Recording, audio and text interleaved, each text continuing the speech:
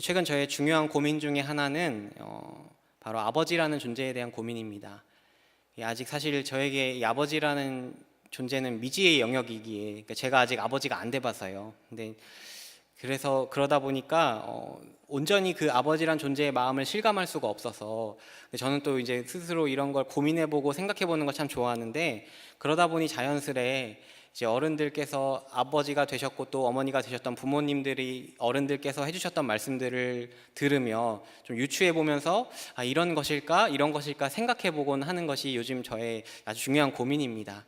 특별히 제가 이 교회에 와서 이제 뱃속에 아이가 생기고 난 뒤로 우리 어머니이신 어른분들께서 저에게 한 수십 분이 코치해 주신 것이, 평생 후회하지 않도록 지금 잘해라, 안 그러면 평생 간다, 뭐 이런 얘기를 저에게 가르쳐 주셔가지고 너무 가르쳐 주셔서 제가 너무 잘 배우고 있는데, 그렇게 이제 여러 어른들의 말씀들을 통하여서 아버지가 어떤 존재일까, 부모가 어떤 존재일까에 대해서 좀 유추해보고 있는 것 같은데, 그런 저에게 옛부터 지금까지 늘 마음속에 남아 또 곱씹게 되면서 아버지란 존재의 마음이 이런 것이 아닐까라고 가르쳐주는 아주 좋은 노래가 있습니다. 어떤 노래인가 하면 레이 찰스라고 하는 가수의 If I Could라는 노래입니다.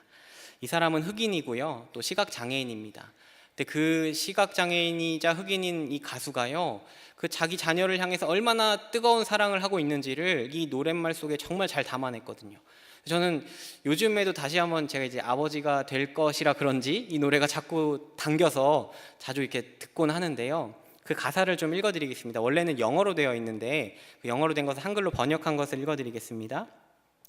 내가 할 수만 있다면, 이것이 노래 제목이죠. If I Could라는 그 가사의 한글의 말인데요. 내가 할 수만 있다면 너의 눈 속 모든 슬픔으로부터 너를 지켜줄 거야. 너에게 세상의 타협 속에서 용기를 주겠지. 그래, 나는 그랬을 거야. 내가 할 수만 있다면 내가 배우지 못했었던 모든 것들을 너에게 가르쳐 줄 거야. 그리고 내가 태우고 있었던 다리들을, 그러니까 아마도 부모된 그 아비가 오히려 자녀에게 걸림돌이 되었던 것들을 이렇게 내가 너희가 건너갈 다리를 태웠다, 이렇게 상징하는 것 같습니다. 그 다리들을 건널 수 있도록 도와줄 거야. 그래, 나는 그랬을 거야. 내가 할 수만 있다면 네가 이 힘든 시간들을 이겨나갈 수 있도록 도울 거야. 하지만 알고 있단다. 내가 너 대신 울어줄 수 없다는 것을. 하지만 내가 할 수만 있다면 그랬을 거야. 이 할 수만 있다면 이라는 말 속에요, 모든 것을 해주고 싶은 아비의 마음이 절실하게 느껴지는 것을 보면서요, 이 얼마나 따뜻한 사랑인가라는 생각을 깊이 해보게 됩니다. 해주고 싶어서, 그러니까 너무 해주고 싶은데 그래서 할 수 없는 모든 것이 아쉬운 마음, 이것이 참 아버지의 사랑의 마음이구나라는 생각을 하는데, 그 중에서도요, 특별히 마지막 부분의 가사는 저에게 그 깊은 사랑의 마음의 절정을 아주 잘 알려줍니다. 무엇이라 말하냐면요, 만일 내가 알았다면 이라고 말합니다. 무엇을 아는가? 내가 너에게 가져다 준 세상을 바꿀 수 있도록 노력했을 거야. 하지만 내가 할 수 있는 것들이 그렇게 많지는 않구나. 하지만 내가 할 수 있었다면 그랬을 거야. 그러니까 내가 해준 것으로 인해서 너가 이 정도 잘할 거라는 걸 내가 알았다면 더 잘해줬을 텐데 라는 말을 하고 싶은 거겠죠. 그러니 내가 할 수만 있다면이 아니라 이제는 내가 알기만 했다면, 내가 너의 미래가 이렇게 될 줄만 알았다면 바꿔줬을 텐데, 내가 할 수만 있다면. 이미 전부를 바쳐서요, 아마 그 자녀를 사랑했을 것인데도 이렇게 될 줄 알았다면 더 했을 것이다라는 그 마음 속에 참 이 아비된 심정, 또 어미된 심정의 그 사랑의 마음을요, 제가 참 이 노래를 통해서 많이 생각해 보게 됩니다. 이 자리에 계신 우리 부모님들께서도 그러시지요. 자녀를 향해서 할 수만 있다면 이라는 마음으로 모든 것을 해주고 싶으실 뿐만 아니라, 정말 내가 알기만 한다면, 무엇을 하는 것이 가장 최선인지 알기만 한다면 다 그렇게 해주고 싶은데 라는 마음이 있으실 것입니다. 그런데 뜨거운 사랑은 내 안에 있지만 그것을 구현해낼 능력이 부족하고, 또 그것을 참된 지혜로 풀어낼 수 있는, 표현해낼 수 있는 것이 없기에 우리의 무능함과 무지함 때문에 안타까운 마음이 분명히 있으실 것입니다. 그만큼이나 부모된 사람의 마음이 얼마나 뜨거운 사랑을 가지고 있는가, 저는 참 이 노랫말을 통해서요, 참 많이 생각해 보게 됩니다. 그런데 그런 우리에게요, 성경은 더 놀랍고도 위대한 감동을 전해주고 있습니다. 무엇인가 하면요, 우리가 부모이든 자녀이든 또 연로하든 연소하든 하나님을 믿는 우리 모두에게는요, 하나님께서 아버지가 되어주신다는 사실입니다. 그분이 바로 우리의 아버지시라고요. 아까 찬양도 했지요. 특별히 우리 주님께서는요, 아버지가 되어주신 하나님을 우리에게 어떻게 가르쳐 주시냐면 기도의 첫머리, 즉 주기도문의 첫머리에 하나님 누구이신지를 이렇게 소개하고 있습니다. 마태복음 6장 9절의 말씀인데요, 우리 한번 같이 읽도록 하겠습니다. 읽겠습니다. 시작. 그러므로 너희는 이렇게 기도하라. 하늘에 계신 우리 아버지여, 이름이 거룩히 여김을 받으시오며. 아멘. 이렇게 가르쳐 주십니다. 너희 아버지 하나님이 하늘에 계신 너희 아버지라고요. 첫째로 아버지라는 말 속에서요, 앞서 제가 나누었던 노랫말의 그 정서가 그대로 담기는 것입니다. 하나님 어떤 분이신가? 할 수만 있다면 너무나 넘치는 사랑으로 우리를 보듬어 줄 만큼 친숙한 정서로 우리에게 다가와 주신 아버지신데요, 특별히 이 말 속에 담겨있는 놀라운 비밀이 하나 있는데 무엇이냐면 바로 하늘에 계신입니다. 우리에게 아버지가 되어주시는 그분이 누구인가? 하늘에 계신 분이라는 것입니다. 이 하늘에 계신이란 말 속에는요, 굉장히 놀라운 신비와 더불어서 그 하늘에 계시기 때문에 우리에게 베풀어질 수 있는 놀라운 은혜들이 무엇인지를 알게 하는 중요한 메시지입니다. 그래서 하늘에 계신 아버지이기 때문에 앞서 우리가 노래말을 나누었지만요, 할 수만 있다면이 아니라요, 하실 수 있는 분이시고요, 내가 알았다면이 아니라 이미 아시는 분으로서 정말 그 하늘에 계신 하나님께서 우리를 향하여 풍성한 사랑을 베풀어 주신다는 것을 예수님은 기도의 첫머리에부터 이미 우리에게 알려주고 계시는 것입니다. 사랑하는 성도 여러분, 하늘에 계신 아버지가 우리의 아버지이심을 믿으십니까? 그 사실을 우리가 바르게 깨달을 때마다 우리가 누릴 수 있는 유익이 얼마나 큰지 모릅니다. 특별히 오늘은 어버이 주일이지요. 어떤 말씀을 나눌까 조금 고민하다가 우리 모두의 아버지가 되시며 놀라운 사랑과 은혜를 베풀어 주시는 하늘 아버지에 대한 말씀을 함께 나눔으로요, 우리가 평소에도 너무나 넘치게 누려야 할 만한 그 풍성한 사랑의 깊이를 오늘 함께 나누기를 원합니다. 오늘 우리가 함께 읽은 본문 말씀은 주님께서 염려하지 말라는 교훈을 하시는 본문의 일부입니다. 그리고 오늘 우리가 읽은 본문 첫 번째 말씀 안에는요, 중요한 말씀이 담겨 있습니다. 26절 말씀인데 우리 같이 한 목소리로 읽겠습니다. 시작. 공중의 새를 보라. 심지도 않고 거두지도 않고 창고에 모아들이지도 아니하되 너희 하늘 아버지께서 기르시나니 너희는 이것들보다 귀하지 아니하냐. 아멘. 우리 주님께서 하나님에 대하여 언급하고 계실 때 참 특별하게 돼요. 예를 들어 그냥 예수님 만약에 하나님이 너희의 아버지시라는 것만 그냥 알려주시려고 한다면 그냥 이렇게 말씀하셔도 됩니다. 하나님 곧 너희 아버지. 근데 지금 예수님께서는 그렇게 말씀하지 않으시고 굳이 너희 하늘 아버지라고 다시 한번 언급하고 계십니다. 이 하늘 아버지라는 표현을 우리가 좀 깊이 들여다보기를 원하는데, 영어 성경을 보면 이를 Heavenly Father라고 번역을 합니다. 그래서 흔히 천부, 혹시 천국의 아버지 혹은 하늘의 아버지라는 의미를 담고 있는데, 어찌하여 예수님께서는 굳이 하나님 아버지를 우리에게 설명할 때 하늘 아버지라고 말하고 있을까? 이에 대해서 저는 아마도 이 앞서 저희가 나눴던 6장 9절 말씀, 그러니까 우리가 읽은 본문 앞에 있는 기도에 대한 가르침을 가르쳐 주실 때 예수님께서요, 의도적으로 하늘에 계신 아버지를 소개하시고 더 나아가서 이제는 그 하나님, 그 하늘 아버지를 다시 한번 떠올리도록 우리에게 가르쳐 주고 있음을 생각해 보게 됩니다. 이 하늘이라고 하는 개념에 담겨 있는 의미를 좀 생각해 보기를 원하는데요, 이 하늘이라는 개념에 대해서 칼빈이라고 하는 위대한 신학자가 기독교 강요 안에 굉장히 그 정의를 잘 설명해 놓아서 그것을 조금 풀어서 이렇게 간단하게 설명을 해드리고자 합니다. 우리가 잘 알듯 하나님은 하늘이라는 어떤 공간, 그러니까 하늘이든 땅이든 어느 공간 안에 가두어질 수 있는 분은 아니지요. 성경을 보면 열왕기상 8장 27절 보면 솔로몬도 하나님에 대해 이렇게 찬양을 합니다.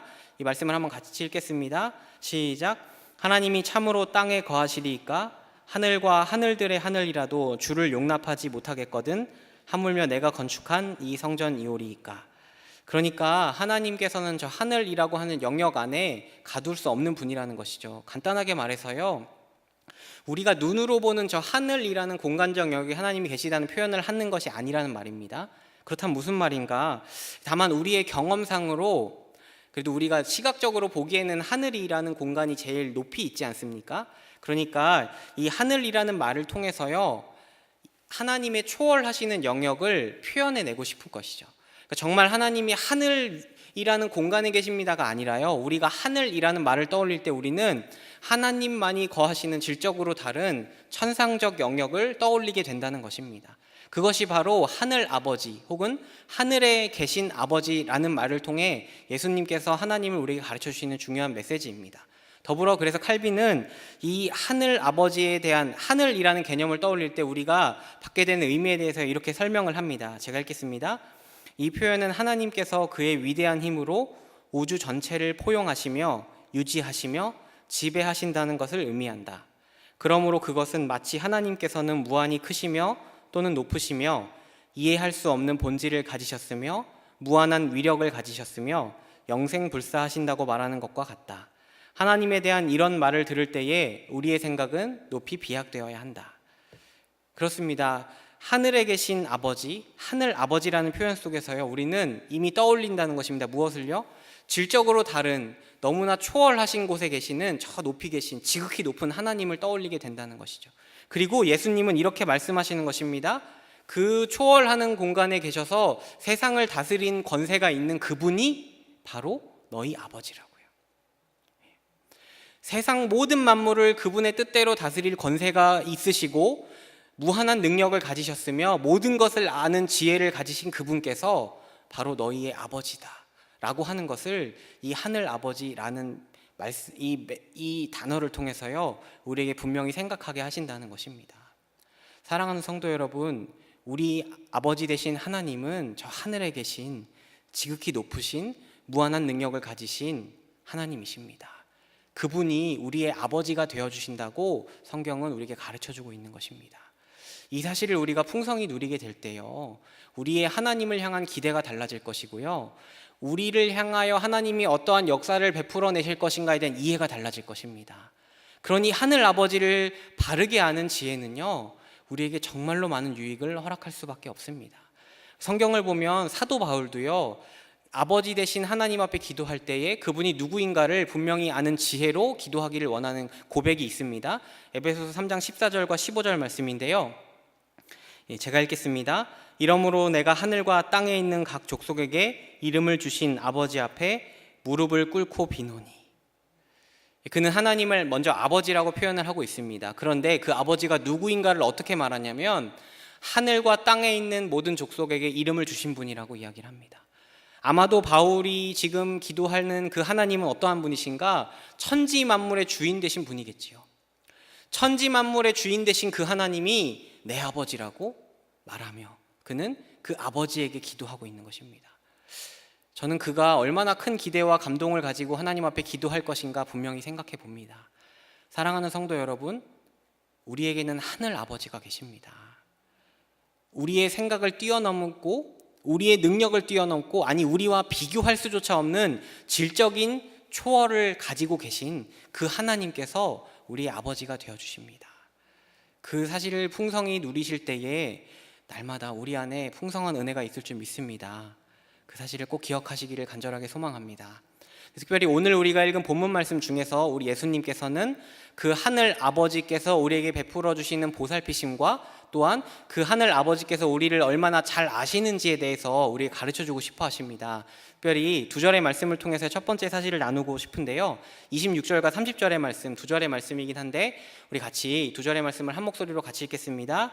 시작. 공중의 새를 보라. 심지도 않고 거두지도 않고 창고에 모아들이지도 아니하되 너희 하늘 아버지께서 기르시나니 너희는 이것들보다 귀하지 아니하냐. 잠시만요, 26절만 읽고요, 26절만 먼저 좀 나누겠습니다. 하늘 아버지께서 하시는 일에 대하여서요, 예수님께서는 지금 공중의 새를 기르는 분이시라고 이야기하고요, 읽진 않았지만 30절 말씀을 보면 들풀 또한 입히시는 분이라고 말하고 있습니다. 이 말씀 속에서 우리는 사실 굉장히 친숙한 아버지의 이미지를 떠올리게 됩니다. 왜냐하면 앞서 말했듯 하늘에 계신 그 높은, 지극히 높고 위대한 곳에 계신 하나님께서요, 무슨 일을 하시는가? 공중에 우리가 주목해 보지도 않는 날아다니는 새를 기르시고요, 우리가 주목하지도 않을 들에 피어있는 풀을 입히시는 분이라고 소개하고 있으니까요. 특별히 그러하기에 이 하나님의 보살피심이 얼마나 따스한가 생각해 보게 되는데, 여기에 대해서 예수님은 간단하게 이렇게 질문을 더하십니다. 너희는 이것들보다 귀하지 아니하냐고요. 그러니 하나님께서 너희는 얼마나 보살피시겠느냐라는 것을 우리에게 설명하고 싶으신 것 같습니다. 첫 이미지는요, 26절 말씀을 보니 공중의 새를 기르시는 하나님입니다. 하나님께서 공중의 새를 기른다. 머릿속에 어떤 이미지가 그려지십니까? 혹시 아기 새들이 입을 짝짝 벌리고 있는데 하나님이 위에서 손가락을 이렇게 내리셔가지고 지렁이를 먹여주는 이미지를 떠올리시는 분은 없겠지요. 아침 일찍 일어나는 새가 벌레를 잡는다, 뭐 이런 속담 잘 아시죠?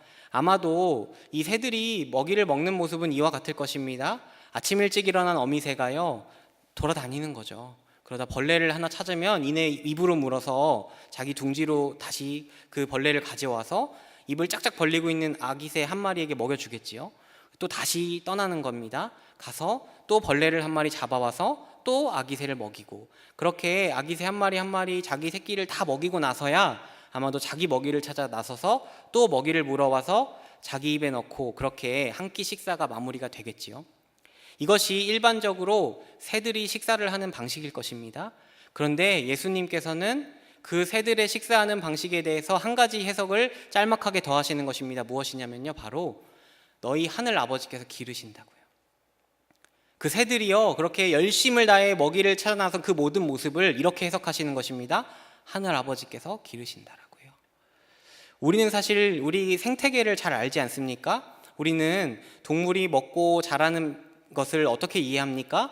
그들에게 생존 본능이 있어서요, 새들이 먹이를 찾아 헤매서 새끼를 살리고 싶어 하고 내가 먹고 살아야 된다는 본능 때문에 먹이를 찾아 나서는 그 본능 때문에 동물이 생존한다라고 우리는 이렇게 과학 시간에 배워 아는데, 예수님은 지금 다른 해석을 하고 계신 것입니다. 무엇이냐 하면요, 그 새가 먹이를 찾아 나서는 모든 과정 속에 하나님의 직접적인 개입이 있어서요, 그 새가 먹이를 찾기까지도 하나님이 관여하시고, 그렇게 하나님께서 그 모든 과정 속에서 그 새들을 기르셨다라고 예수님은 이렇게 말씀하고 계시는 것입니다. 이 말씀에 얼마나 놀라운 하나님의 섭리의 능력이 담겨져 있는지 아시겠습니까? 새가 먹이를 찾아내는 것조차도 하늘 아버지의 신비로운 섭리를 통한 돌보심이라고 예수님 말씀하시는 것이니까요. 그리고요, 우리 주님은 그 하늘 아버지의 신비로운 보살피심의 시각으로 우리의 삶을 들여다보도록 이렇게 질문하시는 것입니다. 너희는 이것들보다 귀하지 아니하냐라고요. 사실 여기에는 빠져있는 표현이 있는데 무엇이냐면 더욱이라는 표현입니다. 그러니까 이렇게 질문하시는 것입니다. 너희를 하늘 아버지께서 더욱 귀하게 여기지 아니하시겠냐고요. 사람은 일반적으로 수고함으로 먹고 사는 것이라고 이해하지 않습니까? 이 말씀에 등장하듯 심고 거두고 창고에 모아들이는 수고를 통해서 우리는 먹고 산다라고 말합니다. 그런데 우리 주님은 다시 한번 우리에게 이렇게 말씀하시는 것입니다. 너희가 심고 거두고 창고에 모아들이는 것으로 니네가 먹는 게 아니라 하늘 아버지가 너희를 먹이심으로 너희가 먹는 것이다. 이렇게 우리에게 말씀을 통해서 분명히 가르쳐주고 계시는 것입니다. 하늘 아버지께서 우리를 너무나 귀하게 여기시기 때문에 우리의 삶을 주관하시며 보살피시며 돌아보심으로 우리를 먹이시는 것이라고요. 사랑하는 성도 여러분, 저는 오늘 예수님께서 가르쳐 주시는 이 말씀대로요, 우리의 삶을 해석하기를 원합니다. 우리는 수고하기 때문에 먹는 삶을 사는 것 아니고요, 하늘 아버지께서 보살펴 주셔서 먹는 것입니다. 여러분의 삶에 주어진 모든 것들을 들여다보시면서요, 여러분은 그 소유 안에 무엇이 보이십니까? 혹시 여러분의 애쓰고 수고한 수고와 여러분의 성취가 그 소유 안에 담겨져 있다고 생각하십니까? 우리 흔히 이런 말 하지 않습니까? 내가 너를 어떻게 키웠는데, 그 말 속에 이미 우리의 자녀를 향한 수고를 통해 자녀가 자란다는 생각이 있고요, 내가 이것을 어떻게 모았는데 라고 하는 말도 하지 않습니까? 더 나아가서요, 우리가 지난 삶을 회고하며 이야기할 때 우리는 어떻게 얘기합니까? 내가 살아온 삶이 얼마나 고단하고 힘든 삶이었는지 아냐고, 내가 그 20대 30대 때 얼마나 수고해서 내가 지금 이 정도 삶을 일구어온지 아냐고 우리 이렇게 말하지 않습니까? 그런데 우리 주님은 우리에게 달리 해석하라고 말씀하시는 것입니다. 네가 수고했기 때문이 아니라 하늘 아버지가 너를 보살폈기 때문이라고요. 그래서 우리가 먹고 사는 것이라고 우리 주님은 분명히 우리에게 설명하고 계십니다. 사랑하는 성도 여러분, 하늘 아버지의 보살피심 속에서 살아가고 계십니까? 아니면 세상의 다른 이들과 같이요, 한날의 수고로 하루를 만족하며 살아가는 삶을 살아가고 계십니까? 사실 이 땅에 세상을 살아가는 많은 그리스도인들이요, 이 하늘 아버지의 초월적 돌보심을요, 자기의 일상에서 철저히 멀리 떨어뜨리려는 경향이 많이 있습니다. 무슨 말인가 하면요, 내가 지금 가진 건 내 수고로 가진 거고요, 내 힘으로 안 되는 것부터 하나님이 필요하다 생각을 하는 것입니다. 내가 이만큼 해봤을 때까지 내가 이만큼 읽어놓고요, 이것 이상으로 읽어내려면 그때 하나님의 도우심 필요하다 생각하는 것입니다. 그래서 우리의 기도가요, 어느덧 내 힘으로 안 되는 일들에 대해서만 하나님을 찾고 구하는 것이라는 인식이 우리 안에 생기고 있다라는 것이죠. 그런데 우리 주님은 역으로 우리에게 이렇게 말씀하시는 것입니다. 네 수고로 얻은 것이 아니라 하늘 아버지가 허락하신 것이라고요. 우리 안에 이와 같은 분명한 믿음의 확신이 있어서요, 하나님이 내 삶을 어찌 이끌어 오셨으며 하나님이 내 삶을 어찌 인도하셔서 이와 같이 먹이고 입히어 오셨는지를 들여다볼 수 있는 믿음의 시각이 있기를 간절하게 소망합니다. 근데 우리 주님께서는 또 한 가지 이야기를 통해서요, 우리의 삶에 향한 하나님의 보살피심을 설명해 주십니다. 30절 말씀입니다. 30절 말씀도 같이 읽도록 하겠습니다. 시작. 오늘 있다가 내일 아궁이에 던져지는 들풀도 하나님이 이렇게 입히시거든 하물며 너희일까 보냐 믿음이 작은 자들아. 아멘. 이제 예수님께서는 아까는요, 그래도 먹이를 찾는 수고를 하였던 새에 빗대었던 이 비유를 이제는요, 아무런 수고도 하지 않고 그냥 땅에 뿌리 내려고 있는 들에 피어있는 풀에 빗대어서 그 풀조차 보살피시는 분이 하나님이라고 우리에게 말씀하고 있습니다. 참 이 비유가 재미있습니다. 저는 이 말씀 볼 때마다요, 늘 군대에서의 경험이 생각납니다. 군대 얘기는 안 좋아하실 수 있겠지만, 군대에서는 이 두 가지 존재는요, 보이는 즉시 치워야만 합니다. 첫 번째로 눈이고요, 또 하나는 풀입니다. 그래서 겨울에도 눈만 내렸다 하면 제 경험상 눈만 내리면요, 모든 훈련을 중단하고 눈부터 치웁니다. 그리고요, 이 봄과 여름이 오면 날이 따뜻해지는 그 순간부터는요, 부대에 보이는 모든 풀을 다 뽑아야 합니다. 그래서 군인은요, 하루 일과 중에도 한두 시간은 반드시 짬을 내서 제초 작업을 해야 하고, 부대에 뭐 한 7, 80명 있으면요, 그 중에 한두 명은 반드시 제초병이라고 해서 걔네는 하루 일과가 풀을 베는 일입니다. 어깨에 예초기를 메고 여기 이렇게 얼굴을 가리고요, 하루 종일 풀만 뽑고 다녀야 됩니다. 이쯤 되면 군대가 얼마나 풀을 증오하는지 잘 아시겠죠. 근데 그래서요, 군인들도 풀을 증오합니다. 왜냐면요, 이놈들이 어마어마한 생명력을 가지고 있거든요. 제가 풀을 수차례 뽑아보면서 느낀 건데, 분명 며칠 전에 뽑아놓은 그 자리에요, 어느덧 쑥쑥 무럭무럭 자라는 풀을 보면요, 치가 떨립니다. 근데 더 치가 떨리는 순간이 있습니다. 언제냐면요, 비가 오는 날입니다. 비가 오고 나면 이 풀이 2배, 3배 이상 자랍니다. 거짓말 같으시죠? 나중에 꼭 한번 군대를 가보시기를, 군대를 입대하라는 것이 아니라 그 풀이 자라는 환경을 꼭 가보시기를. 정말 비가 내리면 풀이 2배, 3배로 쑥쑥 자라나거든요. 제가 군대에서 보았던 들풀이 가지는 유일한 어떤 의미라고 하는 것은 생명력밖에 없습니다. 그 질긴 생명력이요. 뽑아도 밟아도 잘라도 자라나는 생명력. 아마도 이 말씀 속에서 우리 주님께서도 들에 피어있는 풀에 바라는 것은 아무것도 없으신 것 같습니다. 왜냐면요, 이 풀을 어떻게 묘사하시냐면 내일 아궁이에 던져지는 것이라고요. 내일이면 사라져가는 아무 의미 없는 보잘것없는 풀일지라도요, 놀랍게도 그 끈질긴 생명력이 왜 있는 줄 아느냐? 바로 하나님이 그 풀을 입히시기 때문이다, 이렇게 말씀하고 계시는 것입니다. 그리고요, 그 풀에 빗대어서 이렇게 말씀하십니다. 하물며 너희일까 보냐 믿음이 작은 자들아. 이 말씀 정확하게는요, 비교급의 물음입니다. 그러니까 너희는 더욱 입히지 않으시겠느냐라는 물음이죠. 그러니 이 말씀 속에서 주님께서는 한 걸음 더 나아가서 이렇게 질문하고 계신 것 아닐까요? 내일 아궁이에 던져 불태워질 아무 의미 없는 풀조차도 하나님이 입히신다고요. 그런데 너희라면 더욱 입히지 않으시겠냐고요. 사랑하는 성도 여러분, 이 자리에 계신 분 중에 내일 아궁이에 던져질 운명이 처하신 분이 있으십니까? 아무도 없지요. 우리는 더 먼 미래 꿈꾸고 살고요, 더 먼 미래 생각하며 살아가지 않습니까? 도대체 우리가 어떻게 그 먼 미래 꿈꾸며 살아갈 수 있을까요? 하늘 아버지께서 오늘도 더 귀하다 여기시는 우리 각 사람을 돌아보시고 보살피시며 먹이시고 입히시기 때문이라고 우리 주님은 우리에게 분명하게 말씀하고 계신 것입니다. 우리 안에 이 하늘 아버지께서 우리를 향하여 베풀어 주시는 놀라운 보살피심에 대한 분명한 신뢰가 있기를 간절하게 소망합니다. 하늘 아버지께서 오늘도 저와 여러분을 보살피시며 먹이시며 입히고 계십니다. 그 하나님의 은혜를 우리가 생각할 때마다요, 우리 삶이 얼마나 풍성해질까요? 하나님, 적어도 오늘 나를 숨쉬게 하시며 오늘 내 삶을 먹이시고 입히신다는 것은 적어도 내 존재를 하나님이 얼마나 귀하게 여기시고 하나님이 얼마나 사랑하심으로 말미암아 우리가 이해할 수도 없는 하나님의 초자연적인 섭리를 통하여서 우리를 이렇게 이끌어 가시는구나라는 분명한 확신과 기대가 있을 테니까요. 그 소망 가지고 살아가시는 저와 여러분들 다 되시기를 간절하게 소망합니다. 그런데 여기에 더하여서 우리 주님은 더욱 하늘 아버지 되신 하나님께서 우리를 향하여 얼마나 큰 사랑을 보이시는지를 말씀하고 계십니다. 읽은 본문 중 31절과 32절 두 절의 말씀인데요, 우리 한 목소리로 같이 읽겠습니다. 시작.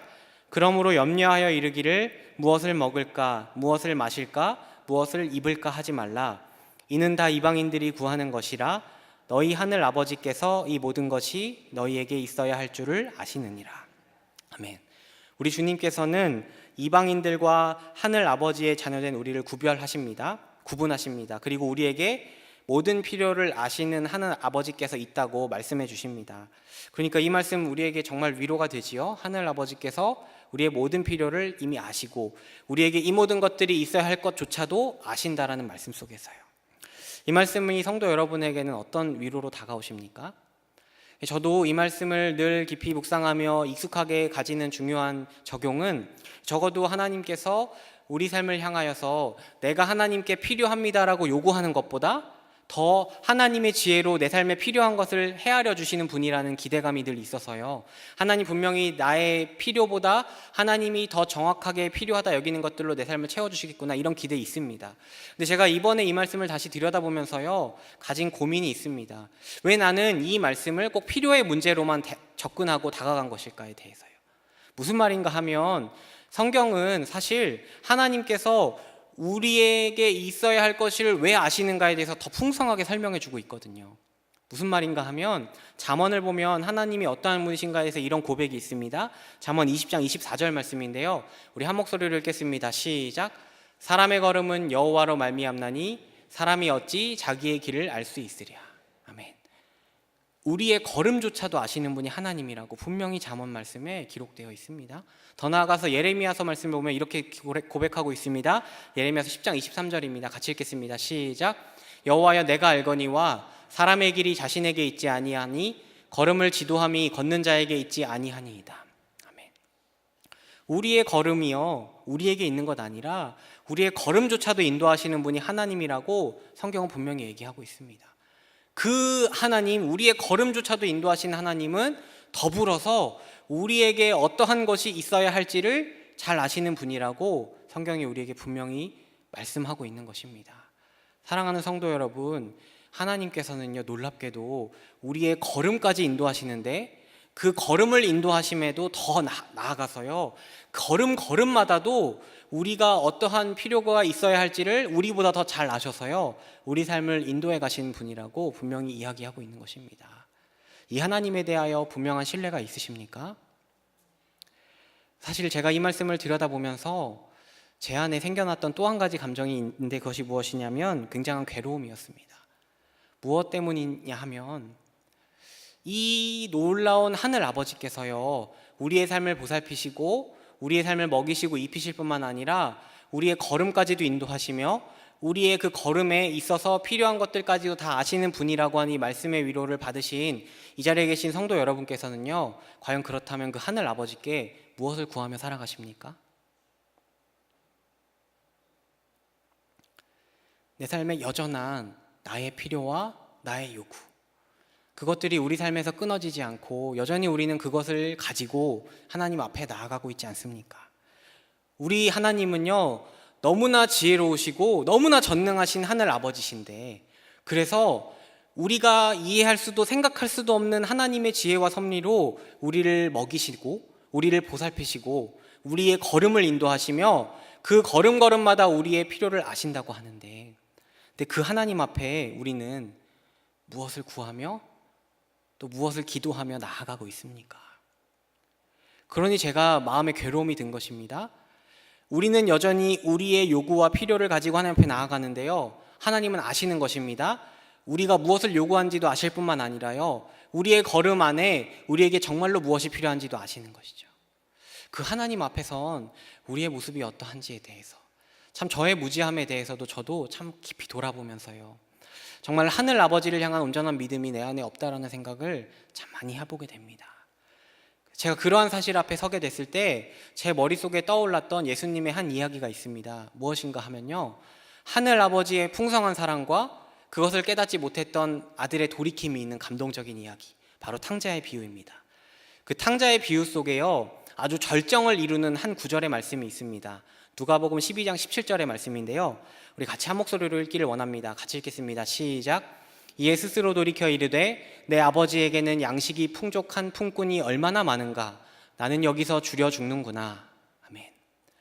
이 아들이 아버지에게서요 멀어지고 나서 삶의 진정한 결핍을 경험하고 나서야 깨닫는 것이 있습니다.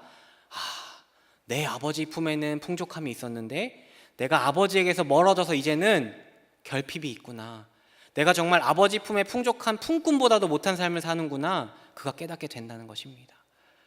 그런데 사랑하는 성도 여러분, 우리의 모습이 이 말씀 안에 기록되어 있는 것만 같습니다. 하늘 아버지 품에는요 풍요로움이 있는데요, 우리는 언제나 하늘 아버지의 품이 아닌 그 품 곁에 서서 하늘 아버지의 풍요로움 앞에 우리의 필요를 빌며 구하는 정도의 삶을 살아가고 있는 것 아니겠습니까? 그러니 때를 돌이켜 생각하면 하나님에게 풍족함이 있는데 라고요. 앞서 이야기했듯 우리의 힘으로 수고하여 먹고 사는 삶을 살다가요, 결핍이 찾아올 때마다 하늘 아버지 품 풍족했는데 라고 떠올리며 그 품 안에 들어가기를 원하는 모습이 우리 안에 있지는 않은지 말입니다. 사랑하는 성도 여러분, 하늘 아버지의 품에는요 언제나 풍요로움이 있습니다. 그 넘치는 풍요로움으로 우리를 보살피시는 것이 하나님 그리고 하늘 아버지이십니다. 그래서요, 이 탕자의 비유 속에도요, 그 하늘 아버지의 심경이 얼마나 은혜와 자비가 넘치는지를 우리에게 분명히 가르쳐 줍니다. 20절 말씀인데요, 이 말씀도 같이 읽도록 하겠습니다. 시작. 이에 일어나서 아버지께로 돌아가니라. 아직도 거리가 먼데 아버지가 그를 보고 측은히 여겨 달려가 목을 안고 입을 맞추니. 아직도 거리가 먼데 아버지는 그 아들 보고 측은히 여기고 달려가서요 목을 안고 입을 맞춥니다. 우리의 하늘 아버지가 어찌 보면 날마다 이와 같은 심정으로 우리를 바라보시며 우리를 품에 안기를 원하고 계시진 않으실까요? 우리가 정말로 이 하늘 아버지에 대한 믿음이 있다면 날마다 우리의 기도 속에요 반복되는 하나님께 우리의 요구를 의존하여 드리는 기도가 아니라요, 때로는 하늘 아버지의 풍족함을 신뢰함으로, 하늘 아버지의 보살피심을 신뢰함으로 오늘 하루를 살아가게 해주시옵소서. 하늘 아버지가 베풀어 주신 은혜를 만족하며 하나님을 기뻐하며 하나님께 감사하며 하나님을 사랑하는 마음으로 하루를 살아가게 해주옵소서. 우리에게 이와 같은 기도가 있어야 하지 않겠습니까? 정말 하늘 아버지께서 풍요로우시다면, 그리고 그분께서 우리를 보살피신다면 말입니다. 그러니 한날의 수고로 사는 세상의 다른 이들과 다르게 진짜 은혜를 알고 진짜 소망을 아는 우리는 그 은혜에 합당한 자로 살아가기를 간절하게 소망합니다. 그래서 우리 주님께서는 이 지혜를 아는, 이 비밀을 아는 성도라면 마땅히 이렇게 기도하도록 주기도문 중에 한 구절을 통해 우리에게 분명한 믿음을 제시하고 있습니다. 마태복음 6장 11절입니다. 이 한 절의 말씀 같이 읽도록 하겠습니다. 시작. 오늘 우리에게 일용할 양식을 주시옵고. 저는 이 고백이 너무 좋습니다. 왜 좋냐면요, 이것은 단지 하나님께 양식 달라는 기도가 아니고요, 하나님에게 내 모든 필요가 다 하나님을 전적으로 의존하겠다는 믿음의 고백이기 때문입니다. 일용할 양식을 주시는 이가 하나님이시고, 그러니 내가 모든 필요는 하나님에게만 구하겠다는 믿음의 고백이 담겨있는 기도인 것이지요. 사랑하는 성도 여러분, 우리의 모든 날 속에 하나님의 보살피심이 있고 하나님의 일용할 양식을 공급하심이 있습니다. 그래서 정말 신뢰하신다면 우리의 기도의 고백 안에 그 하늘 아버지를 향한 사랑과 하늘 아버지를 향한 감사와 하늘 아버지를 향한 신뢰가 담겨 있어야 하지 않겠습니까? 그 믿음의 고백으로 정말 하루하루를 승리하며 살아가시는 저 우리 모든 성도님들 다 되시기를 간절하게 소망합니다. 말씀을 정리하고 마치겠습니다. 우리에게는 하늘 아버지 계십니다. 할 수만 있다면도 아니고요, 내가 알았다면도 아니고요, 할 수 있으시며 또한 모든 것을 아시는 그분께서 우리를 향하여 놀라운 지혜와 능력으로 사랑을 베푸심으로 말미암아 우리를 보살피고 계십니다. 그리고 여전히 우리에게 무엇이 필요한지 너무나 잘 아시는 지혜로 우리의 삶을 인도하고 계십니다. 그분을 신뢰하는 믿음으로 하나님 앞에 서셔서 하늘 아버지의 풍성한 사랑을 마음껏 누리며 하루하루 승리하시는 모든 성도님들 다 되시기를 간절하게 소망합니다. 같이 기도하겠습니다. 하나님, 오늘도 우리 함께 말씀을 나누었습니다. 우리 주님께서 우리에게 가르쳐 주시기를 우리에게는 하늘 아버지가 있다 말씀하시는데, 혹시 우리는 하늘 아버지가 아닌 혹시 세상과 동일하게 나의 수고와 나의 힘으로 하루하루를 살아내는 것처럼 오해하며 살아가는 이해가 있지 않습니까? 우리 하늘 아버지 온전히 신뢰하게 해주시고 하늘 아버지로부터 베풀어지는 풍성한 사랑을 우리가 삶 속에서 마음껏 누림으로 기쁨과 감사가 가득한 하루하루 살아갈 수 있도록 우리를 인도하여 주시옵소서. 모든 것 감사드리며 우리 주 예수님의 이름으로 기도드립니다. 아멘.